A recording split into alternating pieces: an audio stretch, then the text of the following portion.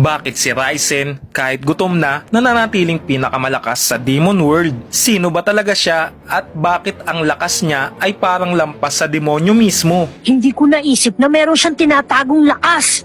Mukhang ang mga ninuno niya ay mga Diyos ng digmaan. Sigurado walang pag-asa ang isang tulad ni Sasui na talunin siya. Bago pa siya maging hari ng Demon World, si Raizen ay isa sa mga nilalang na tinatawag na Mazoku, ang tinaguri ang Tribe of the Devils. Pero ano nga ba ang Mazoku at bakit sila kinakatakutan kahit ng kapwa nila S-Class Demons? Ayon sa mga sinaunang kasulatan ng Makai, ang Mazoku ay hindi basta demonyo. Sila ang lahi ng mga nilalang na isinumpa ng langit at isinilang ng kadiliman.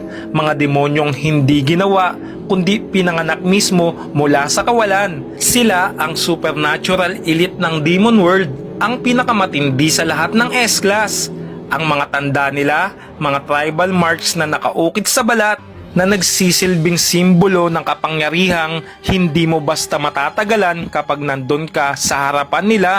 At hanggang sa matapos ang buong serye ng Ghost Fighter, dalawa lang ang kilalang may ganitong marka, si Raizen at ang kanyang ancestral great-grandson na si Yosuke Urameshi o si Eugene. Kay Raizen, makikita ito sa kaliwang bahagi ng kanyang mukha at minsan ay kumikislap sa dibdib niya kapag nagagalit o nagcha-charge ng enerhiya. Hindi ito simpleng tato, ito ang marka ng lahi ng mga Diablo, ang simbolo ng nilalang na kayang baguhin ang balanse ng buong Makai. Kaya pala sabi ng mga matatandang demonyo, kapag nakita mo raw ang marka ng Mazoku, hindi ka na makakaalis ng buhay. Ang lakas ni Raizen ay hindi nakasalalay sa lakas ng katawan. Ang tunay niyang kapangyarihan ay nasa dugo, sa mismong dugo ng Mazoku. Habang lumalaban siya, ang dugo niyang iyon ay nag-a-adapt, nag-a-adjust, nag-e-evolve para siyang buhay na sandata. Sa bawat laban, natututo siya. Sa bawat sugat,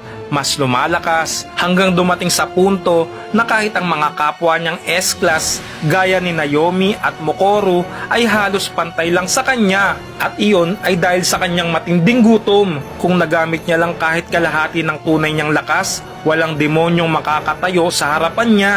Pero bakit nga ba ganun kalakas ang Mazoku? Ayon sa mga teorya ng Spirit World, ang mga Mazoku ay hindi lamang demonyo. Sila ay mga nilalang na nilikha para tutulan ang mga Diyos. Ang salitang Ma ay nangangahulugang devil at Zoku ay tribe o pamilya. Ibig sabihin, Mazoku, ang tribo ng mga Diablo. At mula rito, lumabas ang salitang Mao na ang ibig sabihin ay Demon King. Kaya pala natural kay Raizen ang pagiging hari, nasa dugo niya na mismo. Ngunit kakaiba si Raizen. Habang ang ibang Mazoku ay ipinanganak para mamuno o manira, siya piniling tumigil pumatay. Ang likas na kagustuhan ng Mazoku ay mamayani, pero si Raizen piniling gutumin ang sarili kaysa kumain ng tao. Ibig sabihin, kahit nasa kanya ang dugo ng Diablo, ang puso niya ay nananatiling may konsensya. Anak kita, Eugene.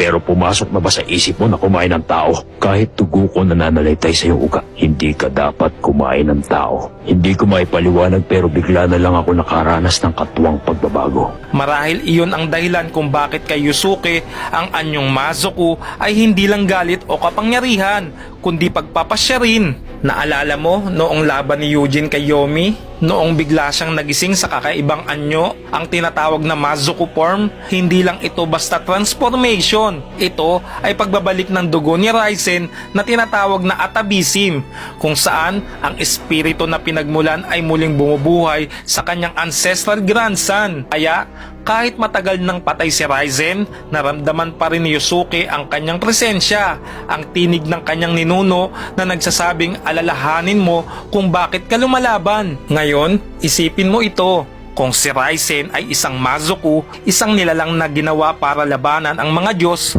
paano kung ang tunay na dahilan ng kanyang pagkagutom ay hindi lang pagod sa digmaan, kundi paraan para pigilan ang sariling pagkawasak ng mundo? Baka hindi niya piniling magutom dahil sa awa sa tao, kundi dahil alam niyang kapag binitawan niya ang buong kapangyarihan ng Mazoku, hindi lang Makai, kundi pati ang Spirit World at Human World ay mawawala sa balanse. Kaya siya tumigil, hindi dahil mahina siya, kundi dahil masyado siyang malakas. Kaya ngayon, tanong ko sa inyo mga ka-Ghost Fighter, kung nagpatuloy si Ryzen sa paggamit ng buong lakas ng Mazuko, sa tingin mo, magiging balanse pa ba ang mundo sa Ghost Fighter Universe? I-comment mo sa ibaba ang sagot mo, at kung gusto mo pang makapanood ng mga ganitong anime theories, huwag kalimutang mag-follow sa FB page nating Mr. Salaysay at mag-subscribe ka na rin sa HXH Theories PH para sa mga kwento ng kapangyarihang nilimot ng kasaysayan. Maraming salamat sa mga ka-hunter nating umabot sa dulo ng ating videos. Kita-kits sa mga susunod pa. Hanggang dito na lamang muna sa video na ito at laging maging mausisa dahil tayong lahat ay isang ka-Ghost Fighter.